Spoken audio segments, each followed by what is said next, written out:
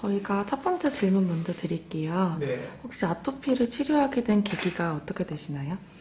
일단 제가 한의사 되고 한의학 치료를 하면서 그 양방에 비해서 한의학적으로 치료를 하면 좀 더 효과적인 질환이 무엇일까 고민을 많이 했었는데, 아토피나 건성 같은 피부 면역 질환 같은 경우에는 이제 한의학적인 검사나 이런 것들이 이제 양방의 제약 때문에 저희가 못하는 부분이 되게 많기 때문에, 피부 질환은 치료를 하면서 저희가 금방금방 이제 환자의 변화 상태나 이런 걸 알 수 있기 때문에 양방에 비해서 좀 더 효과적이지 않나, 그 결과나 이런 걸 볼 수 있는 게.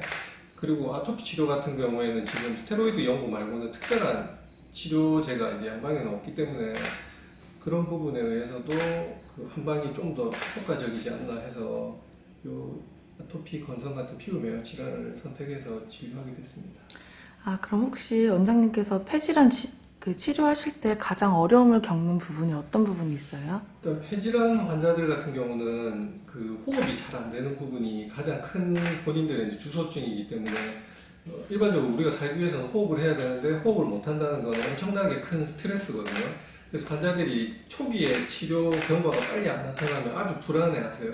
그래서 이런 분들을 처음에 이제 초진 진료실 때 치료도 오래 걸리고 초기에는 증상에 기복이 있다고 설명을 드리지만, 막상 또 본인이 이제 호흡이 잘 안 된다든지 가래가 너무 많이 난다든지 기침이 많이 나면 불안해하세요.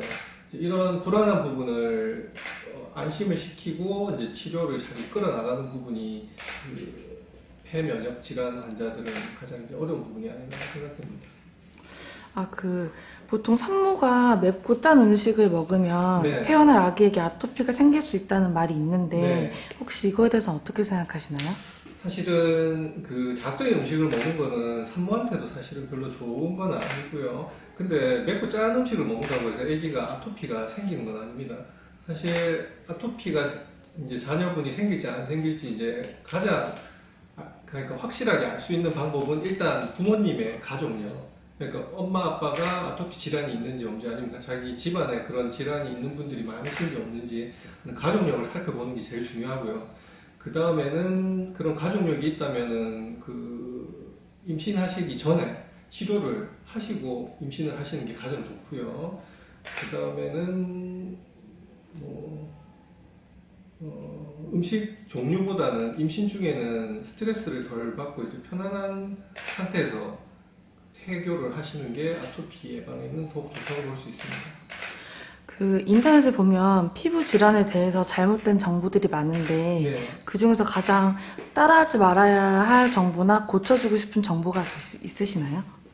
그 아토피 이제 카페나 이런 데 보면 탈스라고 해가지고 스테로이드를 이제 그 감량하는 과정을, 그 점진적인 감량이나 아니면은 지도를 받지 않고 환자들이 그냥 임의로 끊어버려서 리바운드 현상이 생기는 게 참 많아요. 그러면 환자들은 이제 그게 명현현상이다, 스테로이드가 몸에서 빠져나가는 과정이다, 이렇게 참아야 된다, 그렇게 하면서 이제 개인적으로 그렇게 하는 과정들이 있는 것 같은데, 사실 그거는 엄청 위험한 행위거든요. 왜 그러냐면 이 진물이 생기거나 감염이 생기면 아토피 피부염뿐만 아니라 이제 감염으로 인해서 2차 피부 질환이 생길 수 있기 때문에, 그런 부분은 그 전문적인 의료진의 지도하에서 감량을 하신다든지 하는 것이 가장 필요하고, 혼자서 임의적으로 독자적으로 안 하는 게 좋을 것 같습니다. 그렇다면 마지막으로 피부 질환 환자들과 폐질환 환자들에게 꼭 전하고 싶은 메시지가 있다면 어떤 게 네. 있을까요?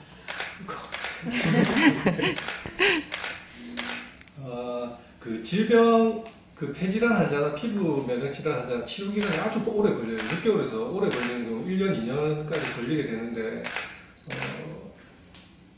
치료가 길어지면 환자가 포기할 가능성이 아주 많아요. 치료가 잘 돼도 포기를 잘하는 경우가 많고요. 치료 기간이 길게 되면. 그렇기 때문에 치료를 시작하면서 그 초심은 누구나 이 병을 확실히 고치겠다 이렇게 시작을 하는데, 하다 보면 점점 의지가 꺾이게 됩니다.